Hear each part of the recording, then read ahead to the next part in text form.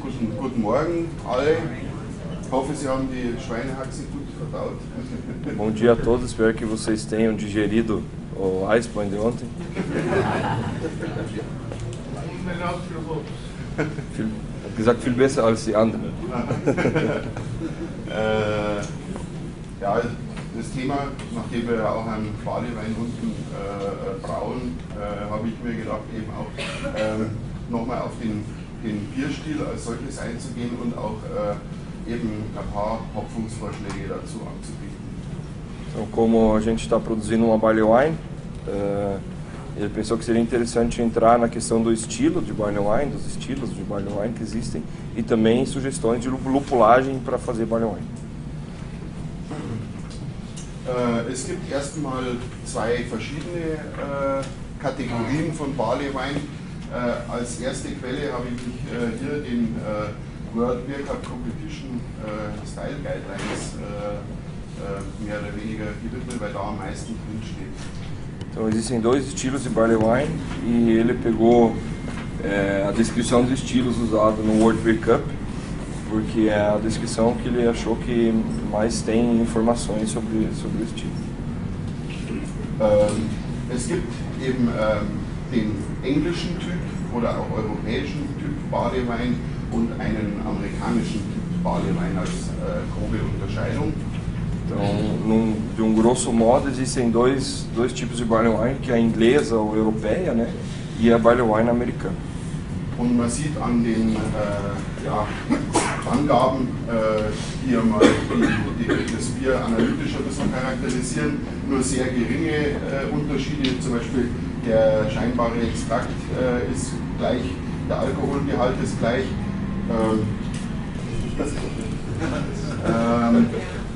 Also der Extrakt und der Alkohol sind gleich, wobei hier eben leichte Unterschiede eben schon genannt sind in der Einordnung der Stammwürze.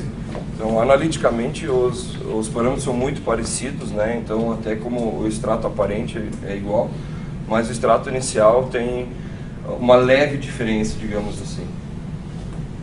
Größere Unterschiede sieht man dann eben, wenn man die Bittere anschaut. Europäischer Barleywein ist wesentlich niedriger in der Bittere kategorisiert, während in Amerika 60 bis 100 Bittereinheiten eben mehr oder weniger vorgeschrieben sind.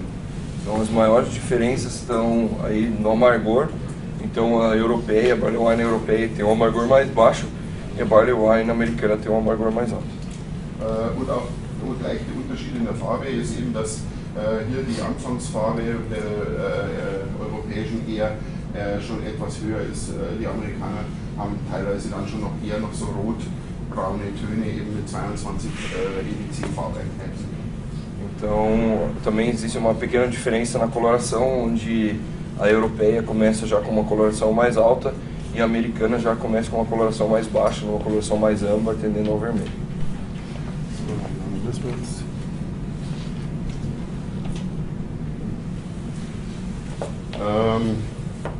Und da sind wir eben auch schon bei den Unterschieden. Die europäischen eben werden eher als gelb-rot, kupferfarben bis tiefrot, auch teilweise eben wie ein Granatapfel beschrieben, während auch die amerikanischen noch irgendwie Bernsteinfarben eben bis tiefrot angeben. Então, na coloração as inglesas aí tem uma coloração âmbar, né, mas que também tende a cobre, vermelho escuro, cor de romã. E as americanas um âmbar mais claro, mas também até o vermelho escuro. Então não tem aí muitas diferenças. Bei beiden ist eine leichte Trübung erlaubt, wenn es eine Kältetrübung ist.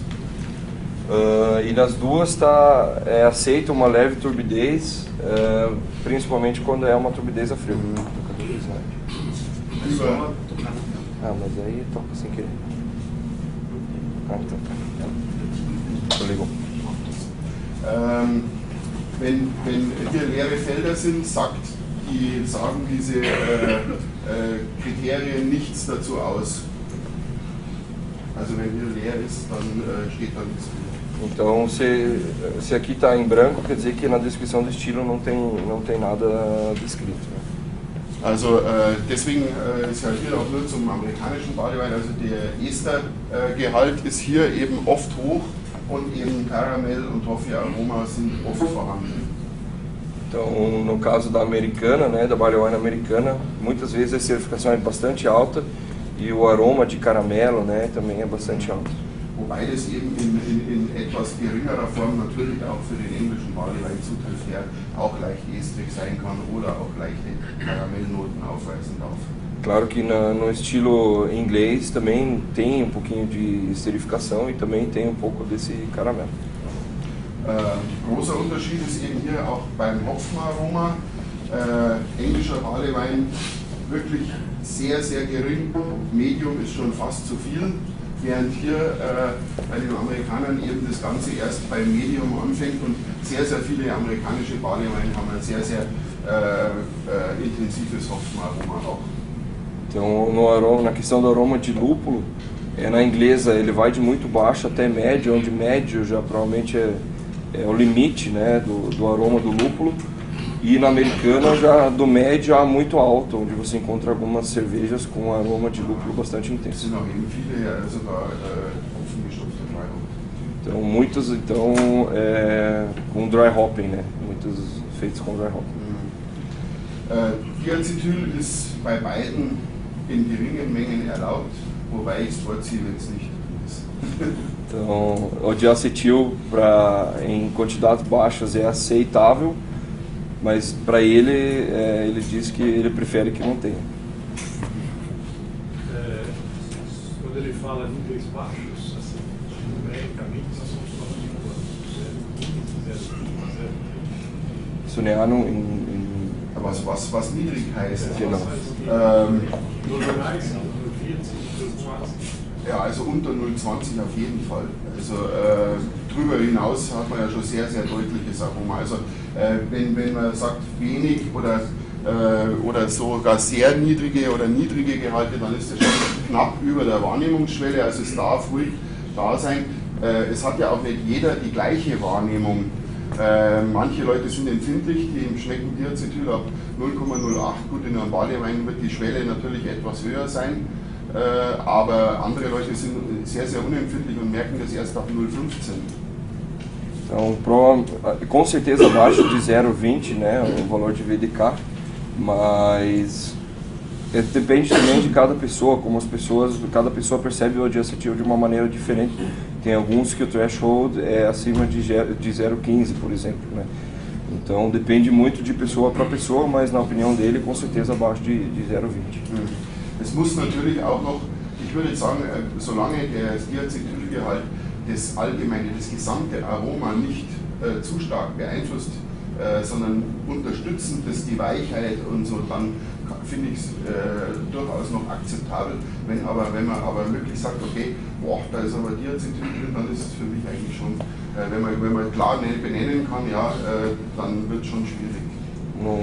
Se o diacetil estiver contribuindo com a complexidade de aromas e não estiver se sobressaindo aos aromas da cerveja, daí tudo bem. Agora, se você conseguir detectar o diacetil e falar assim, isso aqui tem diacetil, nesse caso daí já é um limite acima do aceitável. Die Vollmundigkeit ist natürlich hoch bei solchen Bieren. Claro, o corpo, né, numa cerveja dessa é bastante alto. Auch was die Malzsüße sozusagen angeht,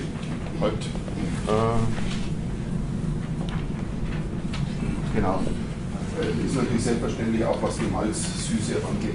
Man hat natürlich ein süßliches Malzaroma in einem Barleywein, das ist auch da, wird aber dort genannt. Consequentemente também você vai ter um dulçor do malte mais elevado que vai te trazer esse dulçor na cerveja, né, dulçor final. Also englische Barleyweins werden natürlich auch mit englischen Hopfensorten hergestellt. Die Vorgaben aus den Style Guidelines erlauben aber auch die Verwendung anderer Hopfen und dasselbe gilt auch für die amerikanischen. Dort werden vorwiegend amerikanische Sorten eingesetzt. Es ist aber erlaubt, auch mit anderen Sorten zu arbeiten.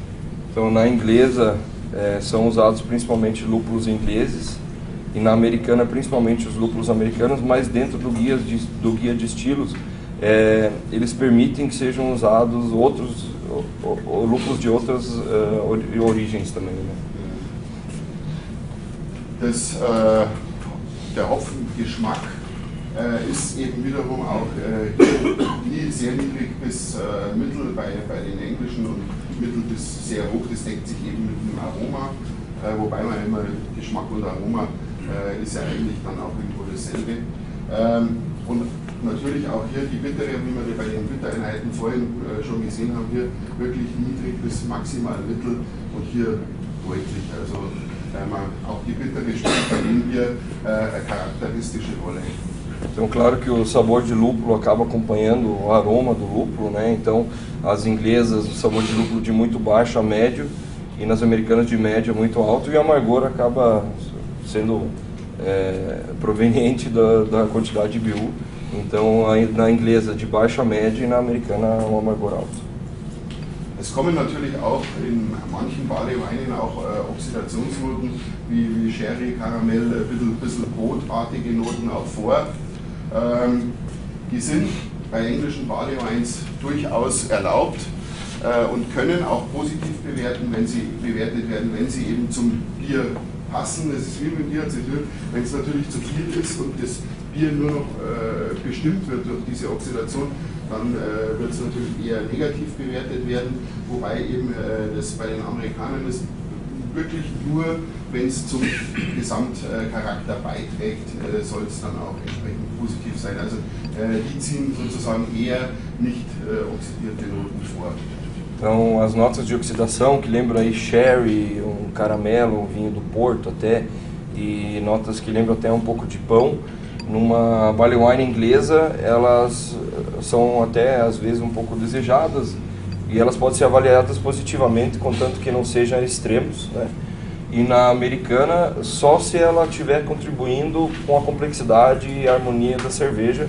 Então, os americanos tendem a não ter muito essas notas de envelhecimento, ou não. Essas notas de envelhecimento nas barley wines americanas não são tão positivas, né, quanto nas inglesas. Es ist natürlich logisch, dass bei den sehr hohen Stammwürzen mehr höhere Alkohole und Ester entstehen, die eben bei englischen Barley Wines oft hoch und komplex und mit dem hohen Alkoholgehalt ausbalanciert sind. Então, é claro que com essa densidade alta, né, com bastante açúcar, você vai ter uma formação maior de ésteres, uma formação maior de álcool superior, e que é muito comum nas cervejas inglesas. Então, esses ésteres, esses álcools balanceados, né? Und bei den amerikanischen wird es sogar erwartet, dass sie eben einen gewissen Estergeschmack haben und aber eben auch der zur Komplexität etwas beiträgt. E nos americanos, então, claro, essa esterificação ela é mais alta, né? E claro, e também a ideia é trazer um pouco de complexidade para a cerveja. Ja. Seltsamerweise ist, ich habe da nochmal beim European Beer Star nachgeschaut, also der mehr oder weniger bedeutenden europäischen Preisverleihung, und dort gibt es keine eigene Kategorie für Barley Wine. Então ele também deu uma olhada no European Beer Star, que é um concurso europeu aí mais importante, e não tem um estilo específico categorizado como Barley Wine no julgamento de Barley Wine. Und, do European Beer Star. Und man findet dann aber Barley Wines als Einsendungen auch und zu eben in anderen Kategorien, wie eben holzfassgereifte Starkbiere, eben, ich habe noch die Kategorie dazu geschrieben, weil wo es halt zutrifft, eben Stammwürze über 16% oder bei Ultra Strong Beers, wenn man dann tatsächlich von der Stammwürze her eben am oberen Ende ist, hat man wohl hier die besten Chancen mit einem Barley Wine. Então, mesmo assim, muitas cervejarias mandam Barley Wines para o concurso e elas acabam inscrevendo nessas duas categorias. Então, ou como cerveja forte envelhecida em barril, aqui é o número da categoria no European Beer Star, com densidade plato acima de 16%, ou no caso onde se enquadra mais uma Barley Wine, normalmente como Ultra Strong Beer, Então na categoria 57 com densidade acima de 22. Das Problem ist, wenn man eben niedrigere Stammwürze und nicht im Holzfass ausreift, findet man keine Kategorie, wo man das einsenden kann. Um dos problemas é quando você tem uma densidade menor do que 22% e não está no barril, não tem uma categoria para você inscrever a cerveja. Ich weiß jetzt nicht, wie das hier bei der Preisverleihung in Südamerika ist. Gibt es da eine eigene Blumenau, Kategorie? ja, wir gehen nach Brewers Association. Nach Brewers Association. Also, da gibt es eigene Barley-Wein-Kategorien auch. Ele perguntou como é que é aqui no Brasil, em Blumenau principalmente, como é que são avaliados. Eu falei que aqui a gente avalia cervejas pelo Brewers Association.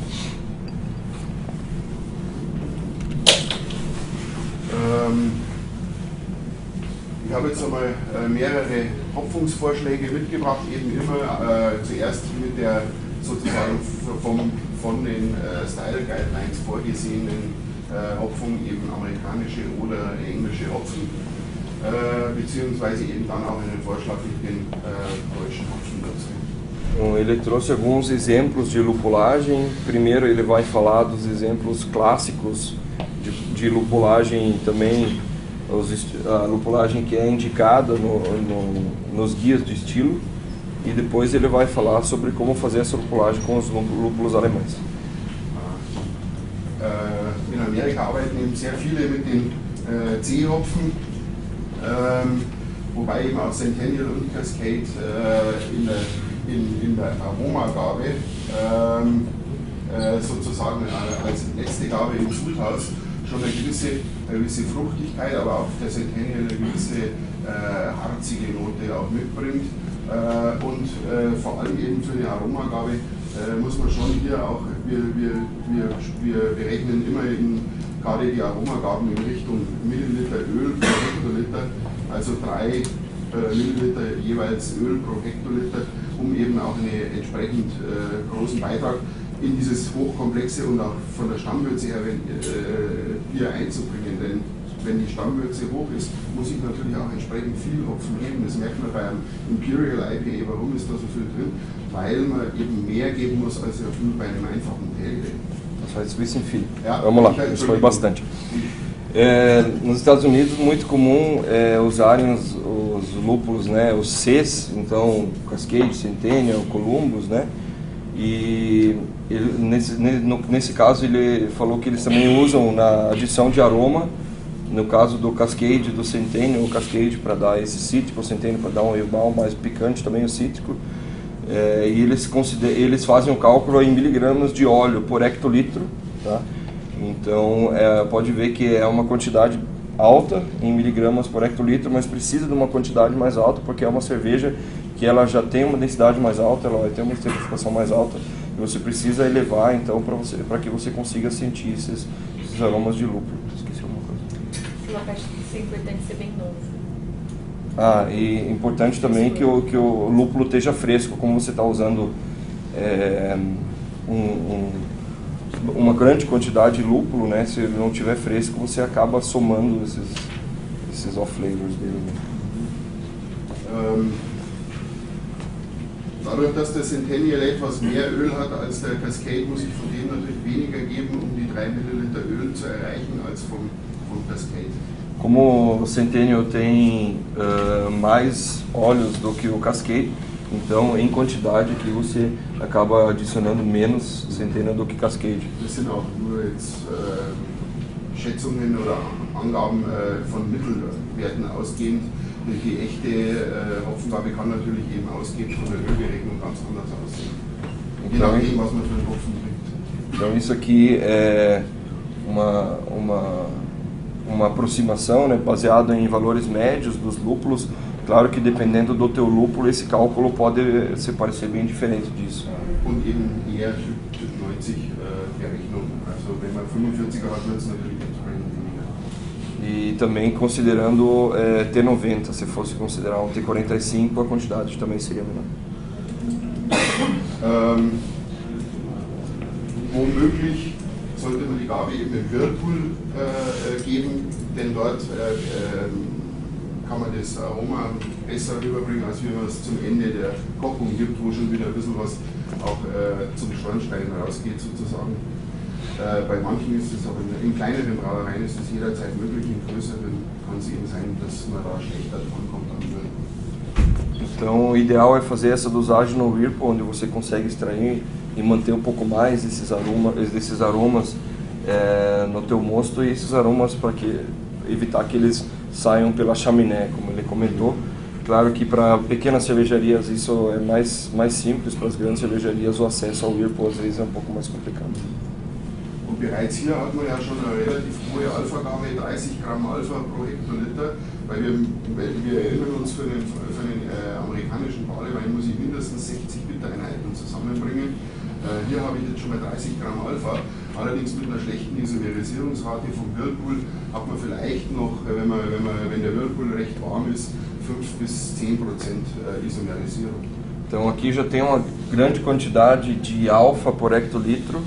Tá? A gente tem que pensar que como nós estamos tentando alcançar 60, 100 IBU, então você já tem que pensar no alfa aqui no início, mas mesmo com essa grande quantidade de gramas de alfa por hectolitro, aí a isomerização vai ser em torno de 5 a 10%, se a temperatura do Whirlpool tiver alta o suficiente. Deswegen geben wir auch eine mittlere Gabe auch, um eben die Hopfengabe auf mehrere Portionen aufzuteilen, weil zum einen dann auch immer wieder frisches Alpha zur Isomerisierung kommt und auch eine mittlere Gabe eben auch was die Abrundung angeht positiv. Por isso também é adicionada uma dosagem intermediária, para que você esteja sempre dosando um alfa novo, um alfa fresco, e também a dosagem intermediária para dar esse arredondamento na cerveja. Da reichen aber in der Regel so 200 Gramm von einem Mittel-Alpha-Hopfen. Hier kommen wir dann in etwa auf 20 Gramm Alpha eben, also der Centennial hat um die 10 und haben hier auch wiederum 20 Gramm Alpha mit einer mittleren Isomerisierung von 15 bis 20%. Então aqui seria suficiente uma dosagem de 200 gramas de lúpulo por hectolitro, o que daria aí 20 gramas de alfa por hectolitro, porque o Centennial tem em torno de 10% de alfa, e o rendimento aqui é em torno de 15 a 20% já. Für die Bittergabe verwendet man natürlich normalerweise auch einen Bitterhopfen. Wenn man hier mit Aromahopfen arbeitet, das wird auch entsprechend teurer werden. Ja, aber da kommt man eben auch mit 150 Gramm pro Hektoliter aus, was 24 Gramm Alpha mit einer Isomerisierung dann von um die 30% ausmacht. Und dann kommen wir, ich glaube, etwa diese 60 Bittereinheiten. E como amargor, então, é utilizado um lúpulo de amargor. Se fosse usar um lúpulo de aroma, ficaria bastante caro. Então, nesse caso, foi usado o Columbus, onde foi utilizado 150 gramas de lúpulo por hectolitro, que vai dar aí uns 24 gramas de alfa por hectolitro, com um rendimento de em torno de 30%.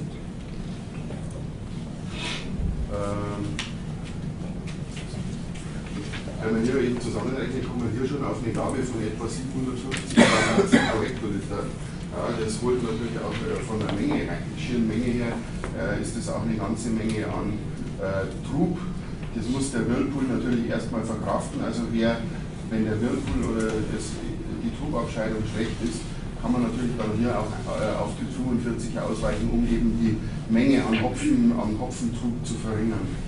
Então, podem ver que aqui a gente já soma 750 gramas por hectolitro, então vai te dar uma quantidade bastante grande de trub. Então, se no teu equipamento você tiver uma dificuldade para formar esse trub, né, durante o Whirlpool, você poderia estar usando um lúpulo T45 aqui para diminuir essa quantidade de massa verde no teu trub. Extract Oder Extrakt vielleicht für die erste Gabe. Ja. Ou até extrato para o amargor também diminuiria um pouco aqui a quantidade de massa verde.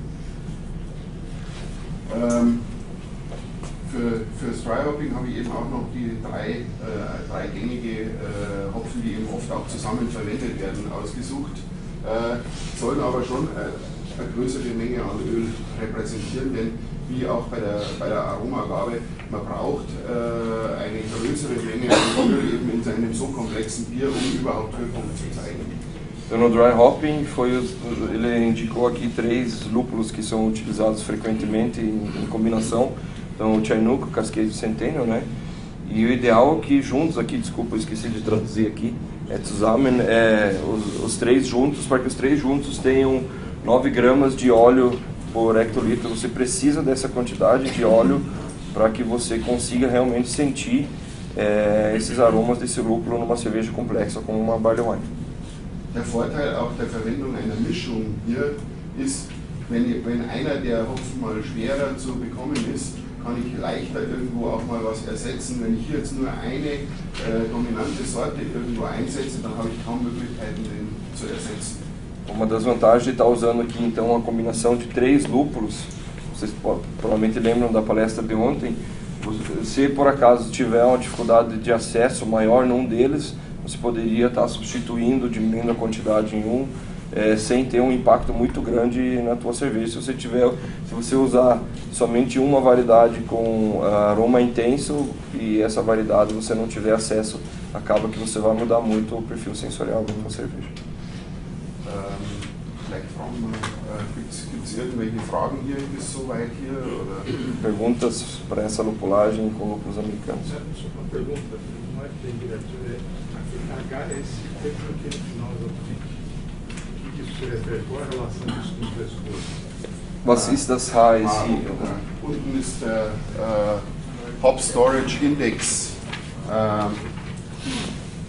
Eine Analyse, die Frische des Hopfens zu überwachen. Então, Ja, das ist eine spektralphotometrische Analyse, ASPC-Methode. Então, HSI, Hop Storage Index, é um índice que você mede o envelhecimento do teu lúpulo. Ele é medido com espectrofotômetro. Wichtig zu sagen, dass frischer Hopfen bedeutet nicht neuer Hopfen. Ne? Frischer Hopfen bedeutet nicht neuer Hopfen. Ja. Isso é uma análise simples, se fazendo um pequeno laboratório, tem um espectrofotômetro ou alguma coisa assim? Aber ist es einfach, wenn man ein Spektrofotometer hat, ist es einfach zu Ja, machen? das ist die Oder? ASPC-Methode, Hopfenbitterstoffe, ASPC, Hopfen 6 oder 12. Es gibt eine Methodensammlung, ist der American Society of Brewing Chemists, ASPC, und das ist die Nummer Hopfen 12. Hopfen 12? Ja, das ist Hops 12. Also es gibt verschiedene Hopfen. Ah, metodologia. Parte 12. A parte 12 von Hofen? ASPC. ASPC. É um extrato com Uso metanol e depois, se eu não me engano, aqui um éter. Depois a gente lê em ultravioleta no espectrofotômetro 3,25 nanômetros. Bei 2 verschiedenen Wellenlängen. Duas faixas de comprimento de onda diferente. Isso, exato. Tem uma relação e aí um sobre o outro, né? A relação dessas duas leituras te dá esse índice. Isso. Aí se ele for alto é que ele está mais oxidado, se não me engano, se ele for baixo ele está... Wenn es höher ist, es höher oxidiert werden. Ja, die Werte lösen, dann kann man kann zumindest was darüber aussagen dann. Eu estava falando com ele aqui também, lúpulo fresco não significa necessariamente lúpulo novo, tá, gente? Lúpulo fresco aqui, frescor de lúpulo, a gente fala também em estocagem, transporte, né? Às vezes, se você tem uma safra de 2 anos atrás, que foi uma safra muito boa, ele está bem estocado, às vezes ele é um lúpulo melhor do que um lúpulo de uma safra nova. Existem marcadores, substâncias químicas marcadoras para essa análise, para entender essa relação? O que está por trás dessa análise do espectrofotômetro? São substâncias de envelhecimento que são lidas nesses componentes químicos? Isso, substâncias de oxidação. Der Spektrofotometer liegt die Oxidation-Komponenten vom Hopfen. Ne? Welche Substanzen sind da, die Weiß keiner. Es ist spektralphotometrisch, ist eine summarische Analyse und da keine spezifische. Und dann weiß man, dass die... Man kann ja wahrscheinlich mit einer sehr, sehr hochauflösenden HPLC dann irgendwelche Sachen identifizieren, aber da tragen viele verschiedene Abbauprodukte von Alpha- und Betasäuren bei. Então a análise acaba te indicando um somatório de componentes não específico, né? É bem abrangente, ele pega as resinas duras e as resinas moles ali, Isso. a parte de oxidação. A primeira parte são as Mas não é resinas nada duras. específico, é bem geralzinho. O que ele recomenda para estocar? Como estocar? Was ist die Empfehlung für den Hopfen lagern? Zu lagern. Ja. Auf jeden Fall kalt, oder sagen wir so kalt wie möglich. Also Hopfen sollte niemals bei normalen Zimmertemperatur gelagert werden, sondern immer in einer Kühlzelle oder in einem kalten Raum, so wo man Bier auch aufbewahrt. Então, com certeza sempre frio, nunca a temperatura ambiente. Então ele comparou assim até como quando a temperatura que você guarda a tua cerveja, né? Então sempre numa temperatura fria. Also bei uns werden die Hopfen vor der Verarbeitung im Kühllager bei 0 bis 5 Grad gelagert. Então, lá na cervejaria deles, eles ficam entre 0 a 5 graus.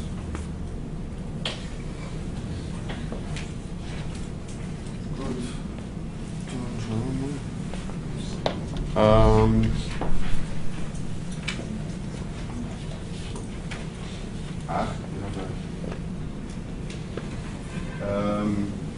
Sie haben alle noch einen Zettel bekommen, denn was ich abgegeben habe, waren mit Sorten kürzeren. Entschuldigung, das ist normalerweise eben bei uns immer, wir arbeiten immer mit diesen Kurzformen, aber das ist auch vielleicht für Sie noch eine nützliche Information, weil die werden auch oft in Veröffentlichungen oder so. Então, até se surpreendeu aqui, na verdade, eu fiz o favor de colocar em extenso para vocês aqui. Lá na Alemanha é muito comum utilizar só a sigla do lúpulo quando você fala de um lúpulo. Então, como nem eu sei as siglas, eu acabei colocando aqui para facilitar a vida de todo mundo. Mas é interessante vocês levarem esse pedaço junto de papel, porque em muitas publicações sobre lúpulo é utilizado só a sigla também, né? E até mesmo no pacote de vocês, que vocês recebem na cervejaria, tem só a sigla. Então, para quando chegar o lúpulo, vocês já conseguirem identificar se a etiqueta está batendo com o que está escrito no pacote, que é o que vem do fornecedor, né? Aber hier hat sich irgendjemand versteckt. Ich. Gut, das hast du gemacht. Gut. Wir haben jetzt eben auch sozusagen einen Vorschlag für einen American Style Barleywein, aber mit deutschen Hopfensorten, wo wir wissen auch, dass das zum Beispiel in einem IPA funktioniert. Então, aqui foi uma sugestão de lúpulos alemães para uma American Barley Wine, e eles já utilizaram esses lúpulos para IPAs, então sabem que funciona muito bem. Für die Aromagabe im Whirlpool habe ich hier eben auch den Hallertauer Saphir ausgewählt, weil der auch ein sehr frisches, fruchtiges Zitrusaroma mitbringt, und natürlich auch, es gibt auch in der Hallertau inzwischen Cascade angebaut, der dem amerikanischen Cascade normalerweise eben, kommt auf die Ernte natürlich an, aber vergleichbar ist. Então ele escolheu o Saphir, que vai dar um frescor e também tende um pouco para o cítrico, e o Cascade, que agora está sendo produzido na região de Hallertau, que lógico depende de safra, né, tanto nos Estados Unidos quanto na Alemanha, mas normalmente eles são muito parecidos, os dois Cascades. Hier ein bisschen weniger Öl genommen, weil die Mengen von Hopfen sonst sehr, sehr hoch werden, weil die Gehalte von Alpha und Öl von diesen beiden Hopfen relativ niedrig sind. Então, nesse caso aqui, ele diminuiu um pouco a quantidade de óleos no Whirlpool, porque são lúpulos que têm um alfa um pouco mais baixo. Então, para que não tenha uma quantidade muito grande de lúpulo, ele diminuiu um pouco a quantidade de óleos no Whirlpool. Für die mittlere Gabe verwenden wir oft auch Tradition. Der hat ordentliche Menge Polyphenole und ist eben in der Alpha-Menge mittel, sodass man mit der mittleren Gabe dann hier auch noch einen entsprechenden Beitrag zur Bierbittere bekommt. Então, na dosagem intermediária, ele usou o Tradition, que tem um volume bom de polifenóis, né? E também tem um alfa ali intermediário, Então, nessa dosagem intermediária, você consegue usar o Tradition para te dar em torno de 12 gramas de alfa, não precisando uma quantidade tão grande. Und als Bittergabe eben gängige deutsche Sorten, Bittersorten wie Taurus oder Herkules. Ich persönlich bin kein Freund von Magnum, man könnte hier aber auch ein Magnum einsetzen. Então, como amargor, ele colocou o Hércules ou o Taurus, tá, que são dois lúpulos de amargor bem famosos na Alemanha. Ele não é muito fã do Magnum, mas poderia ter sido usado o Magnum também. Por que não é muito fã do Magnum? Warum bist du nicht so ein großer Fan? Das ist einfach persönlich, ich weiß nicht, für mich beißt sich der manchmal mit anderen Hopfen. Ich komme wesentlich besser zurecht, wenn ich Taurus oder Herkules nehme. Ele falou que é uma coisa bem pessoal, mas ele acha que o Magnum às vezes ele com outros lúpulos ele não harmoniza, não se encaixa muito bem, eles se mordem, ele falou. In simplen Bieren, wo zum Beispiel nur Magnum und eine andere Sorte irgendwo drin ist, das funktioniert. Aber wenn das ein bisschen komplexer wird und sowas. Ele falou que em cervejas comuns, onde você usa só o Magnum e mais um outro lúpulo, daí funciona bem. Mas quando você está buscando complexidade de aromas e complexidade de lupulagem na cerveja, ele fala que dependendo ele não cai muito legal. Nugget, ja, er hat halt wenig Alpha, das heißt hier habe ich dann wieder hohe Menge an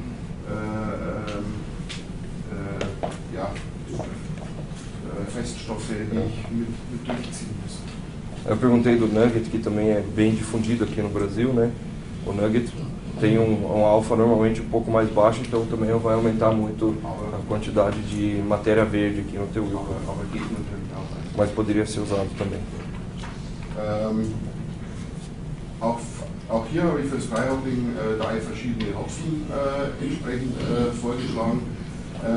Wir verwenden hier öfters mal den Polaris, weil der eine sehr große Menge an Öl und vor allem eben auch an Estern und fruchtigem Aroma mitbringt. Und der Blanc. Então aqui ele escolheu 3 lúpulos alemães para fazer o dry hopping. Então primeiramente o Polaris, que tem uma quantidade bastante alta de óleos e tem também bastante ésteres e vai trazer bastante o aroma frutado para a cerveja. Der Polaris gibt dann eben sozusagen die Basis für die zwei stärker pronunzierten Hopfen. Então o Polaris vai servir como uma base no teu dry hopping para os outros 2 lúpulos que têm esses aromas mais intensos daí. Und hier habe ich vor allem eben den Blanc mit dabei, weil er eben auch ein wenig dieses schwarze Johannisbeere mitbringt, die amerikanische Hopfen oft haben, aber auch so ein bisschen Pinienharzmäßig ab und zu so rüberkommt, ein bisschen weinig. Also der bringt eben so ein bisschen diese, in Kombination mit dem Polaris oft so eine amerikanische Note und natürlich auch hier dann den Hallertauer Cascade, um das Ganze noch zu unterstützen. Schwarze Johannisbeere, Cassis, né? Cassis, ja. Então ele escolheu o Hallertau Blanc também, que tem um toque que lembra um pouco de um cassis, mas também um pouco de um vinho branco e um pouco picante, um pouco herbal. E o Cascade, que traz então também um pouco desse cítrico, né? Então a combinação desses 3 vai trazer a complexidade desses lúpulos que são encontrados nos lúpulos americanos também.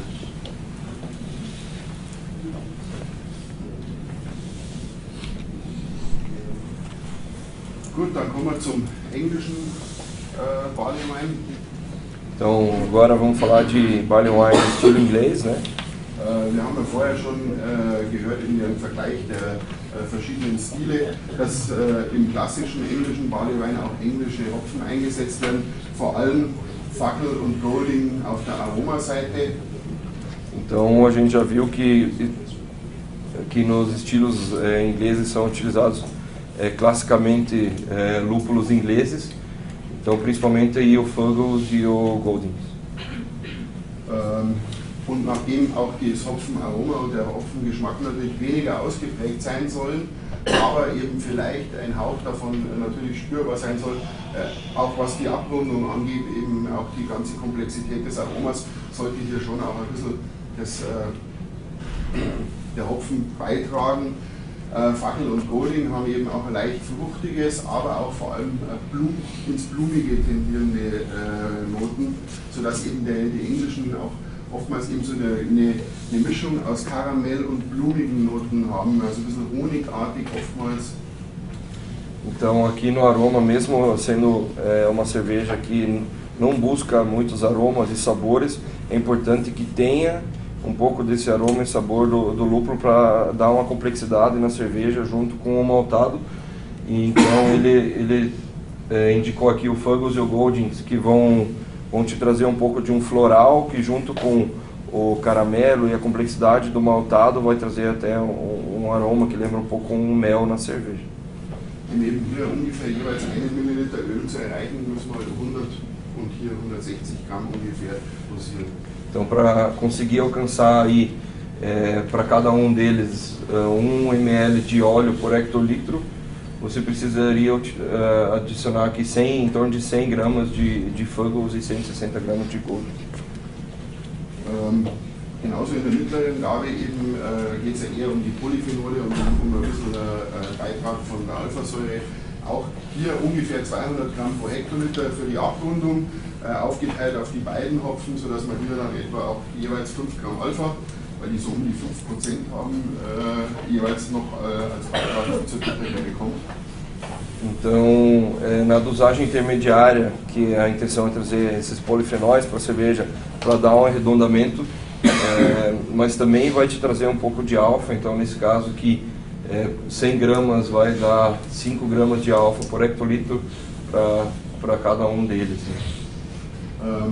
Für die Bittere kann man dann auch zum Beispiel eben einen klassischen britischen Aromahopfen, Bitterhopfen nehmen, das wäre hier der Target mit etwa 10% Alpha, also 100 Gramm, kommt man da auch aus.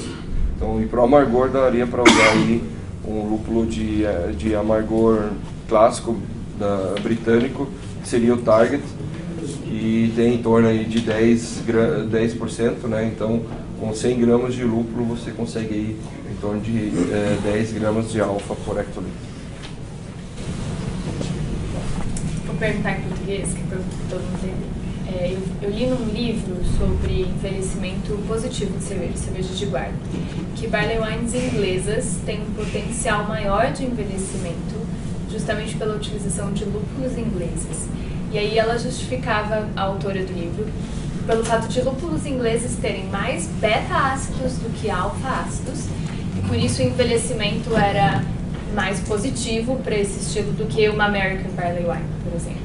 Sie hat in einem Buch gelesen über Verälterung der Biere, also Aged Beers, und da war geschrieben, dass die englische Biere gut älter werden, weil die englische Hopfen mehr Beta-Säure haben als Alpha-Säure und dass die Beta-Säure besser sind für die Alterung des Bieres. Normalerweise das von der Argumentation kann man genauso sagen, die englischen Hopfen sind deshalb besser, weil die draußen wachsen. Genau. Na, normalerweise, also die Aussage ist erstmal ganz sicher nicht richtig. Was sie noch gesagt hat, besser als die amerikanischen deswegen. Ja, also in Bezug auf die Beta-Säure, weil die Beta-Säure nach der oder eigentlich am zweiten Tag der Gärung bereits komplett verschwunden ist aus dem Bier. Die ist nicht löslich.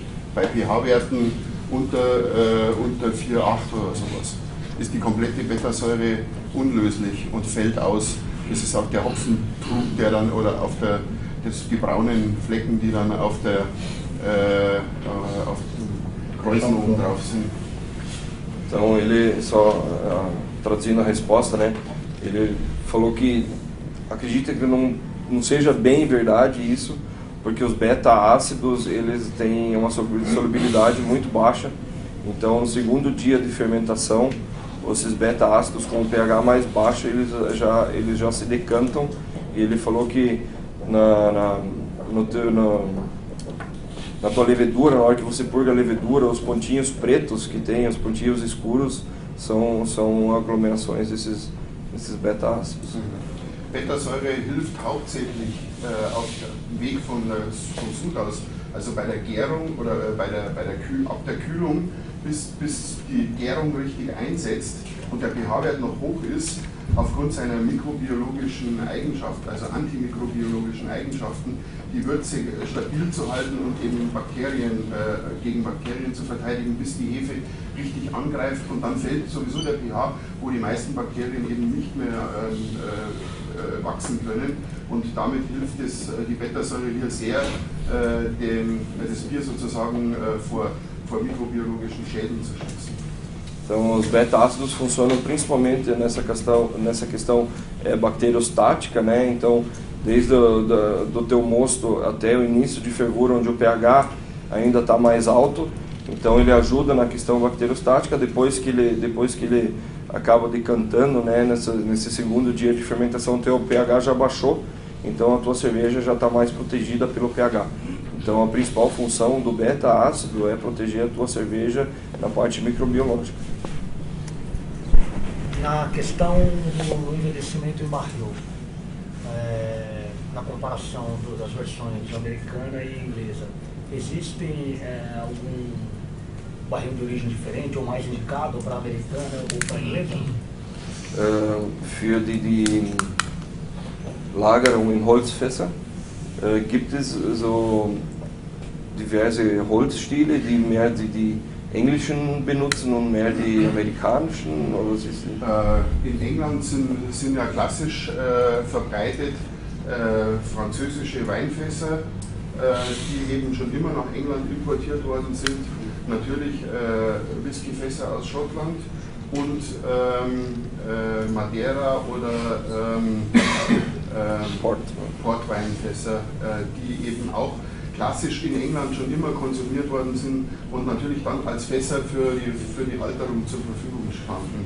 Então, principalmente barris de vinho, de carvalho francês, barris de whisky escocês e barris de vinho do Porto e Madeira, que são produtos que historicamente já eram muito consumidos na Inglaterra, né? Então vinham esses barris e eles utilizavam para pôr na cerveja. Die meisten sind französische und spanische. Então a maioria é carvalho francês e espanhol. Para as duas, né? Não, das für Englische, ne? Für Englische, ja. Und amerikanische? Ja, amerikanische, die nehmen alles, also die experimentieren mit allen möglichen Holzsorten, auch mit neuen Fässern, wo noch keine Vorbelegung war, also wo man den Holzcharakter noch deutlicher eben hat. Die sind dann wesentlich experimenteller und die haben natürlich inzwischen auch eine große Anzahl an Fässern, wo zum Beispiel vorher ein ganz anderes Bier drin war, zum Beispiel Sauerbier, und vermengen das Ganze dann so ein bisschen. Então os americanos eles testam muito, né? Então eles utilizam todo que é tipo de barril. E é bem interessante que ele falou também, os americanos usam barris novos, então onde você ganha mais intenso esse sabor da madeira.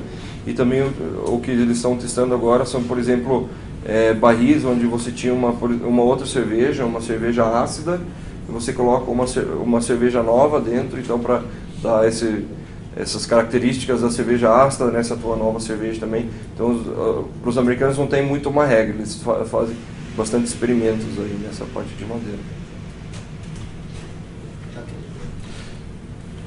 Auch hier habe ich noch. Uma pergunta sobre lúpulo, que eu até queria ter feito na apresentação de ontem, que não sei se é mito ou se é verdade, a gente escuta muita coisa aqui, né? Quem trabalha com muitas variedades de lúpulo tem tido dificuldade em algumas, que normalmente são lúpulos de preço mais baixo, uma quantidade de tanto de alfa-ácido ou de óleos essenciais menor. Essa falta é realmente uma questão de oferta e demanda, ou os produtores de lúpulo estão preferindo usar suas terras para plantarem lúpulos de duplo propósito ou lúpulos mais caros? Er hat gesagt, jetzt in den letzten Monaten sind viele Hopfen mit wenig Alphasäuren, es gibt geringe Mengen im Markt und es wird gesagt, dass es wegen Ernte ist und so. Ist es deswegen oder ist es, weil die Produzenten eher auf Hopfen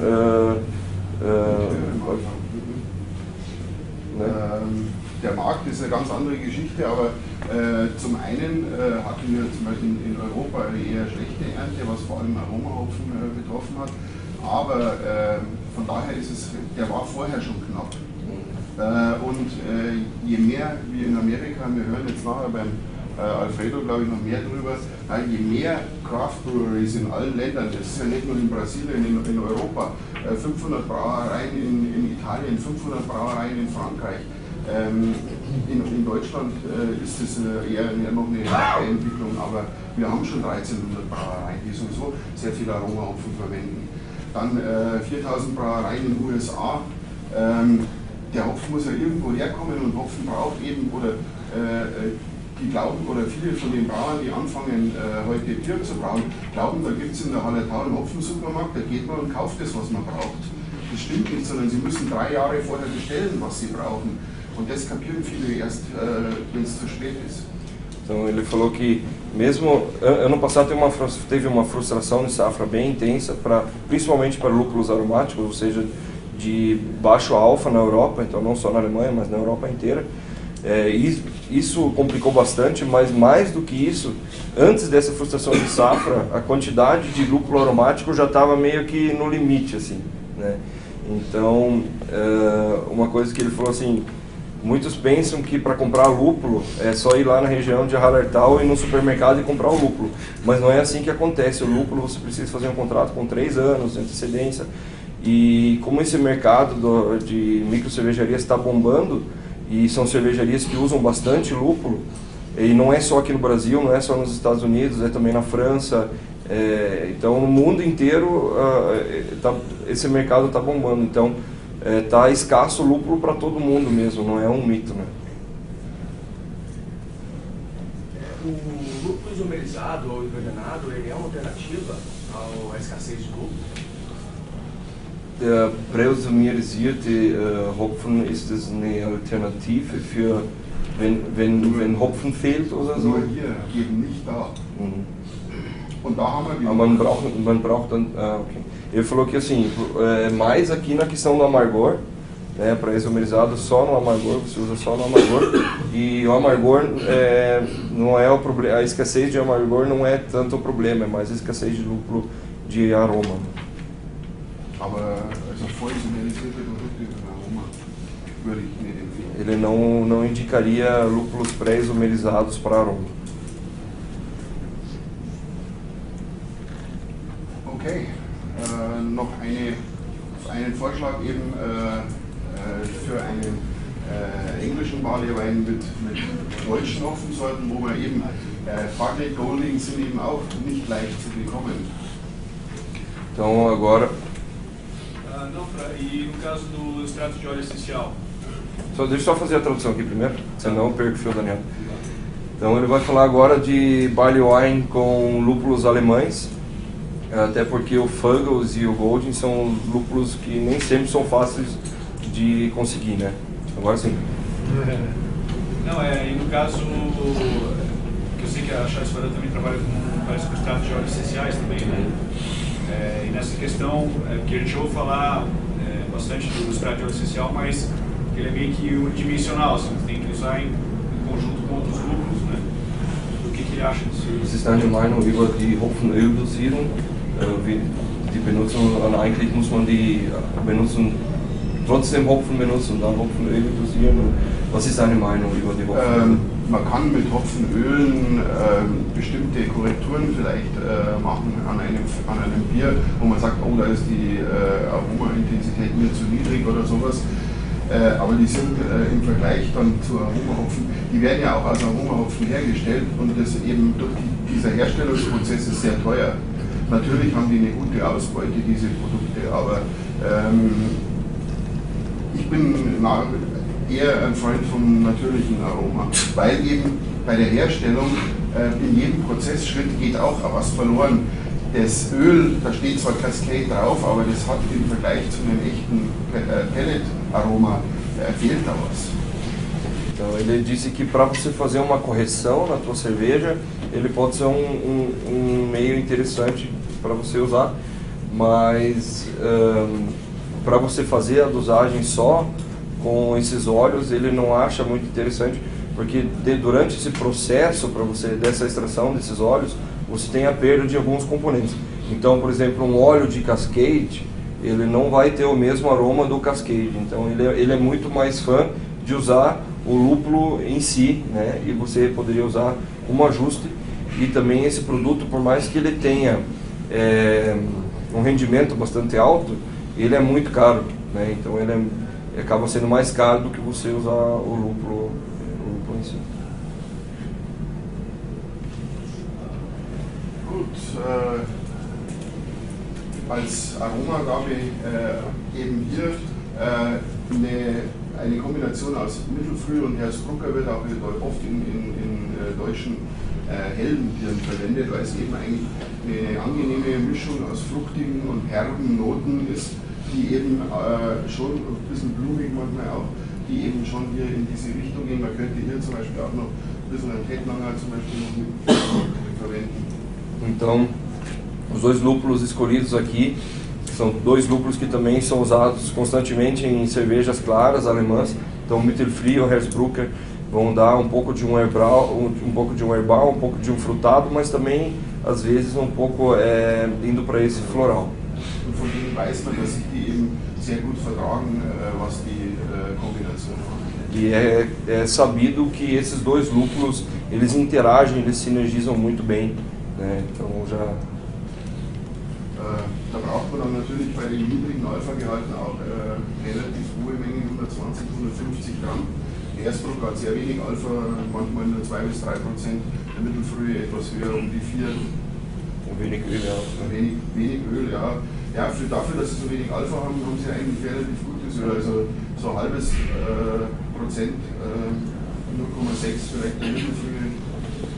Então, para conseguir essa quantidade de óleos, mas também a quantidade de alfa aqui no início, como eles têm o alfa muito baixo, você precisa utilizar uma quantidade grande aqui no Whirlpool também. Und beim Britischen brauchen wir eben auch nicht so wahnsinnig viel Öl, also dadurch eignen sich die eigentlich ganz gut dazu. Então, como você não precisa de uma quantidade muito alta de óleos, uma cerveja numa barley wine inglesa, esses dois lúpulos eles acabam casando muito bem para o estilo, né? Auch hier die Tradition in der Mitte, eventuell auch nur etwas weniger, weil wir brauchen auch nicht ganz so viel Alpha, also so 100 Gramm pro Hektoliter ist aber schon das Minimum, damit man auch von der mittleren Gabe ein bisschen was merkt. Então, para você sentir alguma coisa da tua adição intermediária, ele diz que tem que usar aí pelo menos aí 100 gramas por hectolitro, e isso vai te dar aí um alfa em torno de 6 gramas por hectolitro. Und auch hier eben auch Freiböde der Tradition reichen, etwa 150 Gramm, vielleicht 200 Gramm, um die restliche Menge an benötigter Alphasäure zu bekommen. Wenn man Biere natürlich nur mit Aromahopfen macht, haben die von Haus aus etwas angenehmere Bittere in der Regel, als wenn man bei sehr hohen Bittergaben muss man natürlich irgendwann auf Bitterhopfen zurückgreifen. Hier hätte ich noch reicht a Tradition durchaus aus. Então, para que você tenha um amargor mais suave, mais harmonioso, é interessante você usar um lúpulo de aroma, né, na dosagem de amargor. Como essa é uma cerveja que não tem um amargor muito alto, ainda dá para usar. Claro que se você fizer uma cerveja com um amargor muito alto, você inevitavelmente vai ter que partir para um lúpulo de amargor, né? Então aqui ele usou o Tradition, então 150 gramas por hectolitro para te dar em torno de 9 gramas de alfa por hectolitro. Gut, damit wäre ich heute soweit am Ende und bedanke mich für die vielen Fragen und die Aufmerksamkeit. Então, essa seria a apresentação dele hoje. Ele agradece as perguntas também, né? Foram bastantes perguntas, e agradece a atenção de todos.